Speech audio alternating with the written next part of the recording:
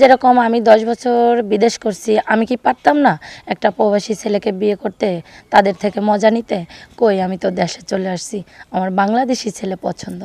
আমি একটা প্রবাসী মেয়ে, প্রবাসে ছিলাম, বাংলাদেশে আসছি। তা আমি চাই যে প্রবাসে অনেক ছেলে দেখছি, আমার ভাল লাগেনি। তা আমি চাই এখন একটা বাংলাদেশি ইয়ং একটা ছেলে যে আমার জীবন সঙ্গী হবে, এরকম একটা ছেলেকে আমি খুঁজতেছি। কেউ যদি থাকো আমার সাথে যোগাযোগ করতে পারো। আর কিভাবে যোগাযোগ করবে সেটাও আমি তোমাদের বলে দেই। সেটা হলে প্রথম থেকে শেষ পর্যন্ত আমার ভিডিও দেখবা, দেখার পরে শেয়ার অপশানে আমার ইমো বা হোয়াটসঅ্যাপ দুটো নাম্বারই দেওয়া আছে। তোমরা দিনে বা রাতে আমাকে ফোন দিতে পারো বা আমার সাথে যোগাযোগ করতে পারো। নাম কি আপনার? আমার নাম নামটা বলতে কি প্রিয়া। অসুবিধা? বুঝি নাই। আমার নাম প্রিয়া। প্রিয়া, এটা বলতে কি একটু সমস্যা নাকি? না। তাহলে আর নাম প্রিয়া, এখন করতে যাচ্ছেন বিয়ে নাকি? হ্যাঁ, এখন চাই একটা। প্রবাসে ছিলেন কত কত বছর? আমি 10 বছর পরে একটা না প্রবাসে ছিলাম, 10 বছর থেকে এবার দেশে আসছি। আর যাওয়ার ইচ্ছা নেই, এখন চাই যে একটা জীবনসঙ্গী নিয়ে আমি থাকবো।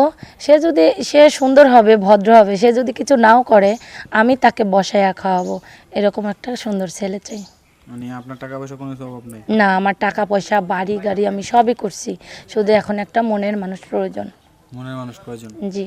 সেই মানুষটা দেখতে কিরকম হতে হবে? সে মানুষটা দেখতে অনেক সুন্দর হবে, যাতে আমার সাথে যায় এরকম একটা ছেলে হবে, যাতে আমাকে সুন্দরভাবে রাখতে পারে।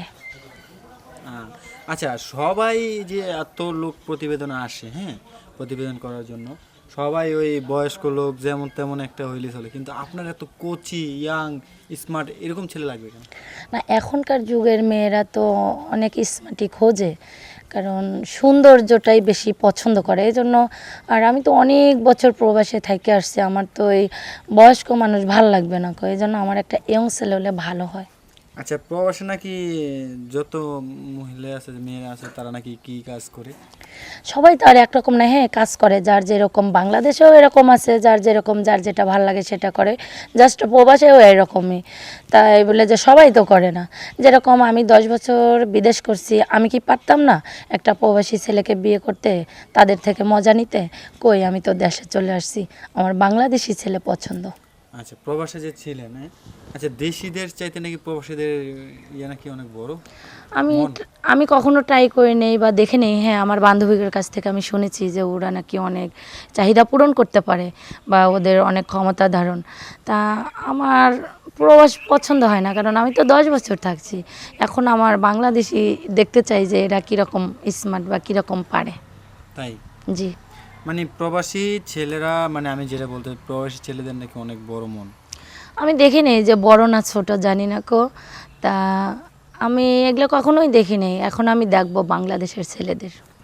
বাংলাদেশ ছেলেটা তো দেখবেন? হ্যাঁ। মানে প্রবাসীটা তো দেখছেন, টেস্ট করছেন না? না, আমি কখনো এগুলো করিনি। তাহলে কিভাবে বুঝলেন? আমার বান্ধবী অনেক গল্প করে যে ওদের অনেক বড় ও বড় কি মানে বিদেশি একটা পাইছে? হ্যাঁ, ও অনেক বড় বড় থাকে বা অনেক সময় দেয়, অনেক ভালো, এরকম আমাকে বলছে। কিন্তু আমি বলছি না, আমি বাংলাদেশি ছেলেকে বিয়ে করব, আমার লাইফ পার্টনার করব। তাই? হ্যাঁ।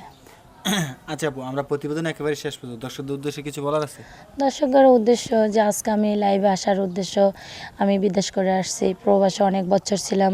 যদি এমন কেউ থাকে আমার বিয়ে করার জন্য, এই জন্য আমার আজকে লাইভে আসা। তা আমাকে কিভাবে পাবে সেটাও আমি বলি। সেটা হলো আমার ভিডিও প্রথম থেকে শেষ পর্যন্ত দেখবে, দেখার পরে শেয়ার অপশানে গেলে আমার ইমো বা হোয়াটসঅ্যাপ নাম্বার পাওয়া যাবে। তাই? আচ্ছা, তো আপনার সাথে যোগাযোগ কীভাবে জানি করবো বললেন? আমার সাথে যোগাযোগ করলে আমার ভিডিও প্রথম থেকে শেষ পর্যন্ত দেখবে, দেখার পরে শেয়ার অপশনে গেলে আমার ইমো বা হোয়াটসঅ্যাপ দুটো নাম্বারই আছে, ওখানে আমার সাথে যোগাযোগ করতে পারবে, আমার সাথে কথা বলতে পারবে।